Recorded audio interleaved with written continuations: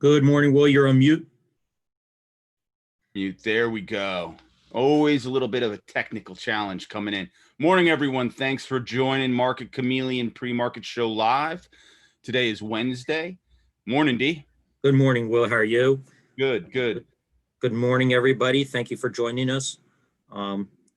So got like a bunch of stocks we wanted to cover today, probably do a little bit more looking at stocks, half stocks, half options, I think, usually more towards Let's start with the disclaimer, though, before we forget about that. Yep. All right, so everyone keep in mind, Will and I are Market Chameleon. We're not registered investment advisors. We're not broker dealers. We're not telling you what to do. If you need professional advice, contact your registered investment advisor or call your broker. They should be able to help you answer any questions. There's the disclaimer, everyone. Now, listen, anyone on YouTube, we have about 60 people, 70 people chatting on YouTube. Jake just joined. Mike, I'm going to put a link to our Zoom, which is actually producing this content. Sometimes the interaction between Zoom and YouTube Live creates a little bit of a fuzzy picture. So you can always join us through that link on Zoom. And with that, D, you can get started with whatever you're seeing this morning. Yep. Thanks. So we'll look at what's going on in the pre-market report. And before I do that, let's just take a look at the closing order imbalances yesterday. I know they've been leaning more on the sell side than on the buy side. Let's just take a look at what happened here yesterday. So these are stock order imbalances. Keep in mind, there are certain institutions that need to trade on the closing price, mutual funds, ETFs that create and redeem shares based on the net asset value calculated on the closing price. So when they got more buyers than sellers, they got to create shares, more sellers than buyers, they have to redeem them.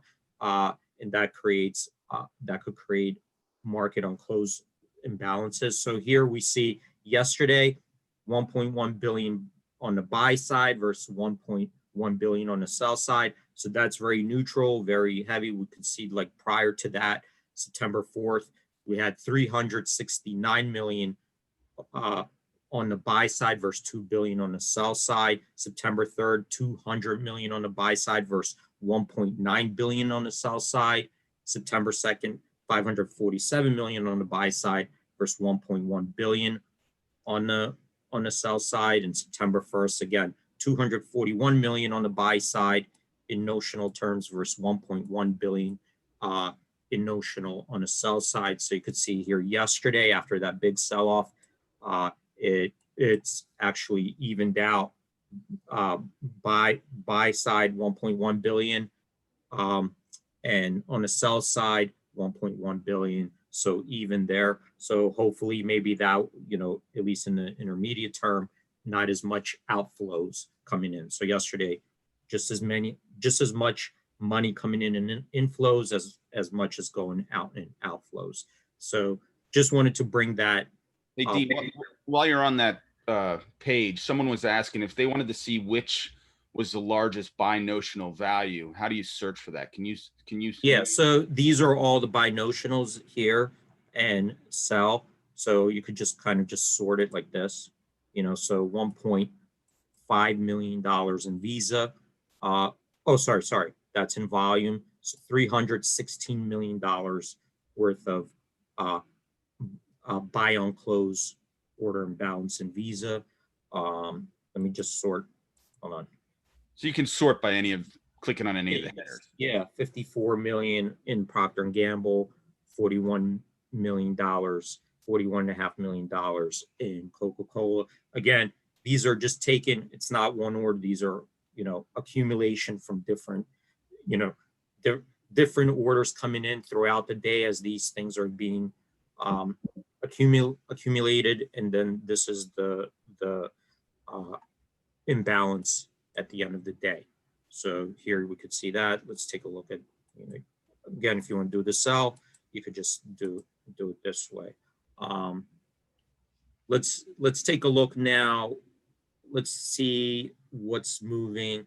Actually, another thing I wanted to take a look at is yesterday's market movers, because we had obviously we had a really big down day.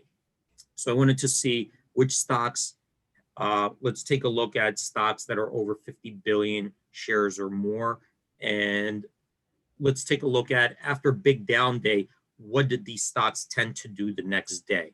Okay, so that's where we're going to look. So these are yesterday's closing prices, not the pre-market, like we usually start yesterday's closing prices. So here are the biggest decliners here. So we see Tesla, AMAT, Apple, and I've filtered these right now out by market cap 50 billion or more. So let's take a look at Tesla here, down 21% yesterday, really huge move. Let's take a look at its largest down moves, historical down moves in the last 3 years, and what did Tesla tend to do the next day following a big down move. So over here we see this is yesterday, down 21%, and here's the date, September 8th. Any notes if that was corresponding to a big move in the market? So we see a couple of these are corresponding to big moves in the market. So on average, it had these are looking in the last 3 years, the 12 largest down moves. So we see here those averaged 13.8%, yesterday 21.1%, much higher. This is what it tended to do the next day, one day after. So 64% of the time, the next day was higher, 36% of the time it was lower, for an average gain of 4.3% following that big down move. So that would have been like today, following yesterday's move. Let's take a look at some of these other ones. Why is it? Hold on a second. Accidentally clicked on the AMAT, that was down 8.7%. Let's take a look at AMAT here. So AMAT yesterday was down 8.7%. Let's take a look at those in the last 3 years. These are the largest down moves on the day. You could see here a lot of them corresponded also with large market losses. On average, the 12 largest down moves was 9.9%. Yesterday, 8.7%. The next day, up 55%, down 55% of the time it was up, 45% it was lower, for an average gain of 1.7%. Let's take a look at Apple. We'll do 2 more and then we'll go to the pre-markets. So Apple, let's take a look at that. That was down 6.7%. Historically, 12 largest down moves in, 12 largest down moves here in Apple, averaged 7.5% in the last 3 years. Again, a lot of them were corresponding to large losses in the market. Next day, it was up 73% of the time, for an average gain of 2.7%. Let's do one more. Let's do Adobe. That was down 6.1% yesterday. And by the way, you guys could access this, market movers. It's right here during the day. So let's take a look. Largest historical down moves in Adobe. Again, 12 largest down moves in the last 3 years. Average down move 7.3%. Yesterday it was down 6.1%. The next day it was up historically 82% of the time, down 18% of the time, for an average gain of 4.6%. So that's really quickly what some of these stocks, what tended to happen the day following a large down move in the stock. And this excludes any earnings moves, just non-earnings moves. Let's take a look at today's pre-market. Unless you have any questions there, Will, I'm going to go to the pre-market report. Nope, go ahead, buddy. Okay, so here in a pre-market report, let's filter out what's going on in the higher market cap stocks, 50 billion or higher. So we see, a bunch of them, 36 made the. So by the way, if you guys are joining for the first time, this pre-market report, these are stocks that are trading in the pre-market hours. We got the most active stocks, largest percentage gainers and largest percentage decliners. I filtered these out right now for stocks with the market cap of $50 billion or more. So we see on top of the list, Tesla up 6.4%. That was after a huge sell-off yesterday. I think it was down 20% yesterday. Yeah, so some of these are rebounding today in the morning pre-market before the market opens. 2 of them here made the down list. So 36 on the gainers, 2 on the decliners. with market cap of 50 billion or more. Let's take a look at the unfiltered list real quick, just to see top gainers here. So I got ITCI up 81.5% on 1.6 million shares. Let me see. Looks like there's some kind of news on it. So let's just open up and see what's going on in that stock. So this is a biotech stock, closed at $18.43, trading in the pre-market hours, $33.45. That's up 81.5%. Here's the range. It's traded in the pre-market hours, $30.50 to $42.99. So very volatile. You see $12 range in the pre-market hours. The VWAP, volume weighted average price in the pre-market, is $33.61. There is some news here, so I'm not going to get into the news. I'll let you guys go open it up and interpret it, but we're just going to look at the from the perspective of its price action. Here's how the chart looks like in a pre-market. So when way up over here, probably when the news was released, kind of settling back down over here. Biggest VWAP, longest VWAP bar here, $32.39 to $33.18 on 459,000 shares. So let's take a look at the historical price action on this ITCI after it experienced a large gap move to the upside. Okay, so gap up history over here. So this is looking last 3 years, the 12 largest opening gap moves. So we see here that on average, these are the dates over here. These are the notes. If anything else happened, market gapped up, if there's press releases in that stock. So the these are the 12 largest gap moves up here. So we see on average, it gapped up 13.8%. We see a high gap move up here of 100, as much as 105% on December 23rd, 2019. There's a press release there, some kind of FDA approves. As you can see right there, I'm hovering over it. So let's see what it tended to do after the opening. So gapped up, what did the stock tend to do after the opening? Today, we see here up 81.5%, so way higher than this average. After the opening, from the open to the high of the day, the average move was 9.5%. From the open to the low of the day, the average move was down 7.2%. From the open to the close of the day, half the time it was higher. You can see here, half the time it was lower, for an average gain of 2.2%. We do see here that as far as volatility, the range from the open to the close, on average, it moved up or down 7.8% with a high move of 43.2%. So it could be very volatile after the opening. So we see here that day gapped up 105%, December 23rd. By the end of the day, added another 43.2%. So that's really quickly a historical distribution intraday in this stock after opening, after having a big opening up move. If there's no questions on this pre-market, I might just move on to look at a couple other reports. Cool. Let's just take a look really quickly at the stock screener. And just out of curiosity, I just want to see which stocks, high cap stocks are here hitting bear market territory or correction.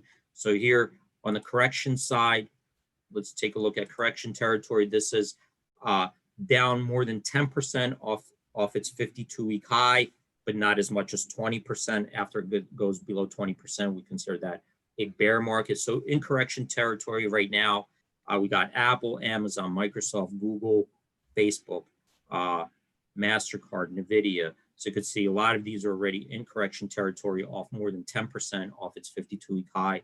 Disney, Netflix, Adobe, Salesforce. Let me just see how far away they are from the 52-week.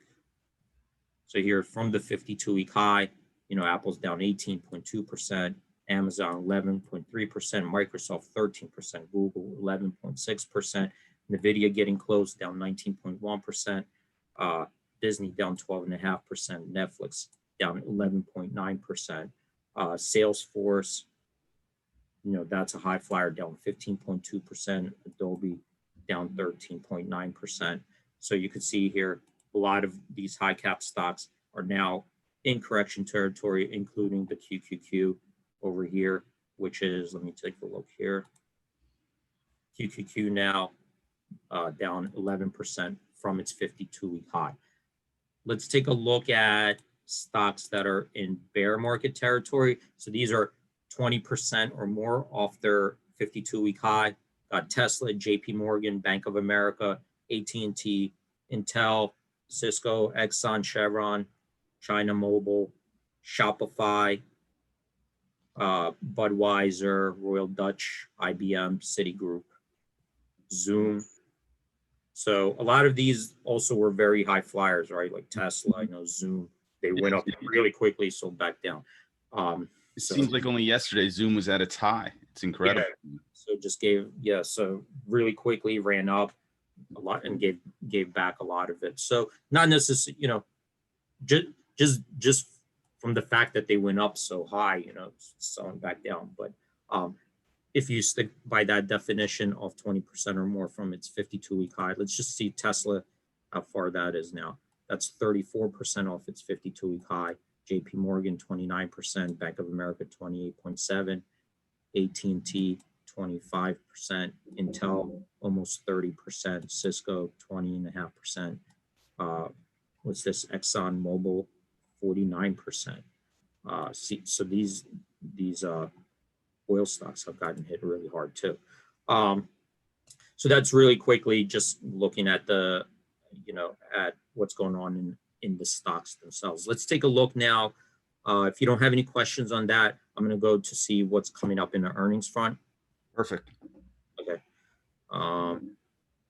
So upcoming earnings, let's take a look at stocks that are expected to report earnings in the next 2 weeks. We're going to take a look at it from the perspective of what the options traders are predicting the magnitude of the move to be. So here, these are next 2 weeks. I'm going to filter out for stocks that on average trade 10,000 contracts or more per day.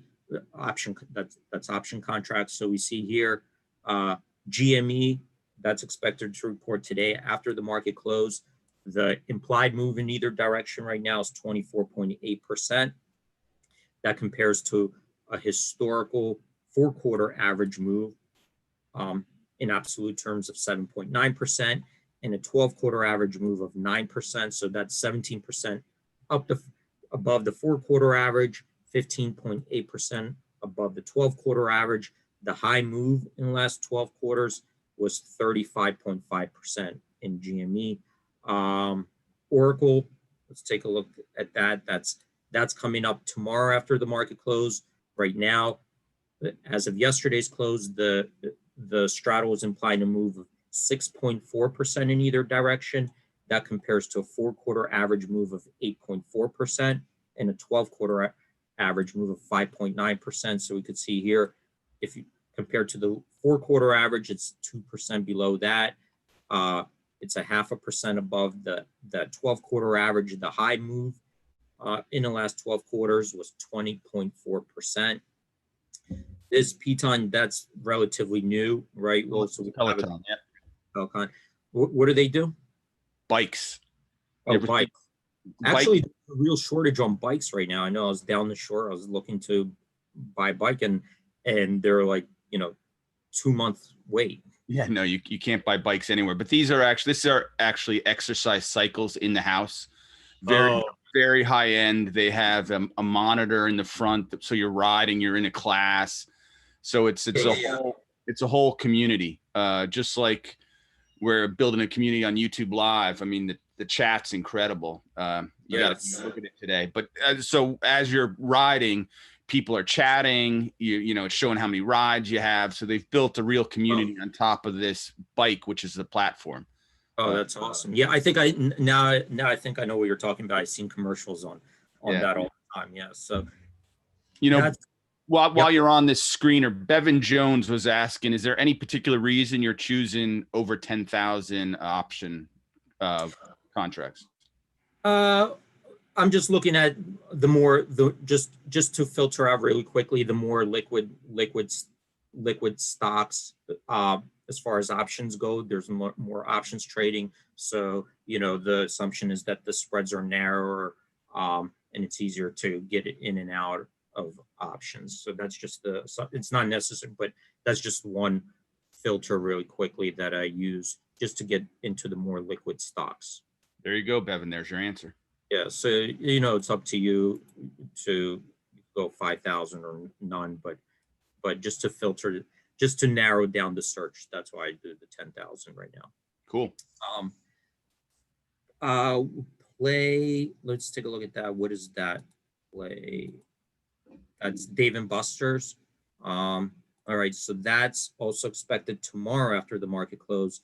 Right now, is Dave & Buster's open? Are they allowed to? They're all indoors, right? So they have to be. Yeah, no, I can't imagine Dave & Buster's is in a good situation right now. I mean, they're in the restaurant entertainment space where they need volume into their locations. Yeah. Good No, business. I know that they have a Dave & Buster's here in Philadelphia, right on the river, and that's all indoors. So I can't imagine that they're allowed to be open. It's very they don't have any outdoor space, and really it's like video, right? What do you play, like it's food, video game, bar, birthday parties, everything that people aren't allowed to do right now. That's their business. Yeah. Now, so they're in a tough spot, but right now that straddle, as of yesterday's close, buying the call, buying the put at the money, that's implying a move of 16.5% in either direction. That compares to a 4-quarter average move of 5.8% and a 12-quarter average move of 7.9%. So 10.7% above that 4-quarter average, 8.6% above the 12-quarter average. The high move in the last 12 quarters was 22.4%.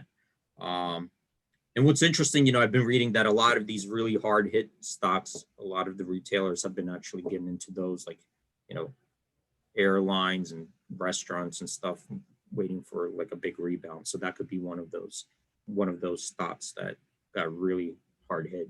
Yeah, and the survivors could be there could be a big opportunity for those who survive, right? When they come out the back end with so many closings, there may only be a few options. Yeah. I mean, are they, I think that they're actually starting to allow indoor dining soon as well. I think, if not already, like at 25% capacity, something like that. Is that allowed near you? It is, but it also includes employees. So for a lot of places that are already doing a carryout business, it means you can't sit anyone inside. Okay. And what business and what restaurant can really make money at 25%? Yeah, that's tough. Yeah, I haven't seen any around me actually allowing indoor dining yet. It's all outdoors still. But I thought that they, the regulations have started to kind of loosen up a little bit. I hope. Yeah. So that's, if there's no other questions on the upcoming earnings, let's take a look at, well, do you have any other questions, Will, before I move on? You can move forward, yeah. All right, let's take a look at open interest. See anything interesting in the open interest. We're going to take a look at, as usual, I'll just take as this example, long buildups and call options. So I'm going to use these filters and see that the open interest had to increase by at least 1,000 contracts or more on that option, and that open interest had to represent at least 20% or more of the average daily option volume in that stock. Let's filter out call options. I'm going to look for call options that are at least 25 cents or more in price, that the call option increased by at least 10 cents or more yesterday, that the implied volatility in that option also increased by at least 10% or more. So here we narrowed it down to like 6 over here. So AGNC, that was up 2.3% yesterday. We see the September 14 the September 11th expiration, the 14 call, which is like right at the money. That was up 19 cents yesterday to 29 cents. Implied volatility was up 42.6%. On that, the open interest increased by 8,417 contracts on that option, which represents 67.9% of this average daily option volume. FSK, that's a $15.88 stock. This is looking at the longer dated options, the Jan 15th, 2021 expiration, the 17.5 call, so out of the money calls. That option closed at 53 cents, up 22 cents on a day. Implied volatility increased by 98% on that option. Open interest increased by 1,254 contracts in that call, which represents 704% of the average daily option volume. So on average, there's 178 contracts traded total in FSK. Open interest just yesterday on this one contract increased by 1,254 contracts. IOVA, that was up 2.6% yesterday to $31.46. We see October 16th expiration to 35 call, again, out of the money call. That option closed at $3.40 yesterday, up $1.05. Implied volatility increased by 20.6% on that option. Open interest increased by 2,554 contracts, which represents 109% of the average daily option volume. So that's why we're getting these long buildups. STAG, STAG, that was down 1.2% yesterday. The stock is closed at $31.92. Looks like on the October 16th expiration, the 35 call closed at 48 cents, up 13 cents on the day. Implied volatility was up 25.2%. Open interest on that line in that call increased by 1,640 contracts, which represents 677% of the average daily option volume in STAG. UN, that closed at $58.35 yesterday. We're looking at the October 16th expiration 60 call, about $1.65 out of the money call, above the spot price, 60 versus 58.35. That option closed at $1.30 yesterday, up 40 cents. Implied volatility was up 15.9%. Open interest on that line increased by 3,501 contracts, which represents 324% of the average daily option volume of 1,078. VOD, that looks like that's an earnings. Looks like that's going to cover earnings, but that's also looking at the longer dated option. Jan 15th, 2021 expiration, the 12 calls, that's already in the money, right, by over $2. That option closes at $2.66, up 15 cents. Implied volatility up 30.7% in that option. Open interest increased by 2,946 contracts in that option, which represents 50% of the average daily option volume, 5,866. If you don't have any questions on the open interest, I'll just move on to the next report. Well, cool. Okay. Let's take a look at the implied volatility movers report. So what I'm going to do is filter out expirations that expire this September 11th. That's this Friday, right? Well, September 11th. Yep. All right. So let's take a look at September 11th expirations. I'm going to filter out the higher market cap stocks. So here I'm going to sort by the highest market cap stocks just to see what the implied volatility and the at the money straddle is implying the moves to be by Friday, September 11th expiration. So here in Apple, we see that September 11th expiration, the implied volatility yesterday was up 9.3% to 68.3 at the money implied vol. That's implying a move of 5.9% in either direction, of 5.9% up or down. That compares to a historical average move for the same time period of 2.1%. So that's 2.8 times its average move. Okay, absolute move. 2.8 times its average move. The high move in the last 6 years for the same time period is 12.1%. Here's a couple interesting things though, well, that I'm seeing. Amazon, September 11th expiration, implied volatility is 45.7%, but down 0.8%, right? So we had a big down move yesterday, but look, we're seeing the implied volatility is actually lower on a lot of these high cap stocks. So Amazon, implied volatility down almost 1% yesterday for that, the money. That's implying a move of 4% in either direction by Friday. That compares to a historical actual average move of 2.2%. So that's 1.8 times its historical average move. Microsoft, that on the September 11th expiration, that the money vols 47.7, down 2.9% yesterday. The straddle's implying a move of 4.1% in either direction compared to a historical average move of 1.8%. That's 2.3 times its average move.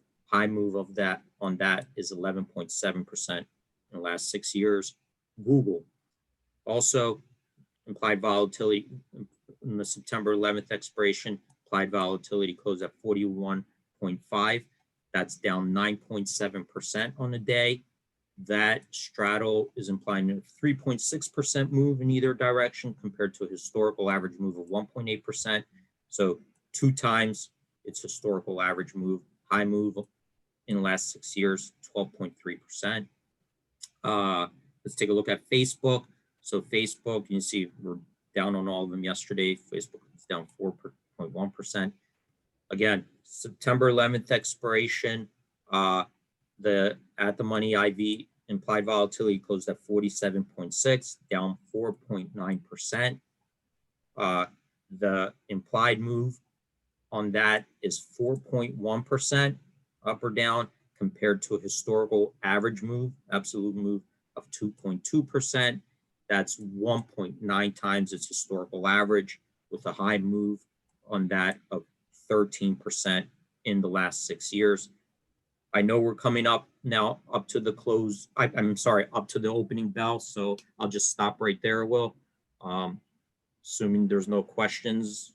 Well, we always have lots of questions, but we've got a lot of time to get to all the questions. We're going to be on every day in the pre-market, guys. Thanks for joining us.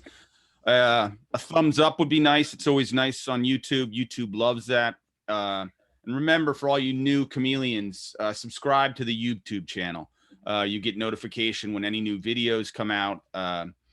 Dmitry is constantly putting out new content that is very helpful. So definitely subscribe. With that, D, you have a great trading day, buddy. All you chameleons have a great, safe trading day. We'll see you tomorrow. Thanks, everyone. Thanks for joining us. Have a great trading day. Hope to see you guys tomorrow. Stay safe.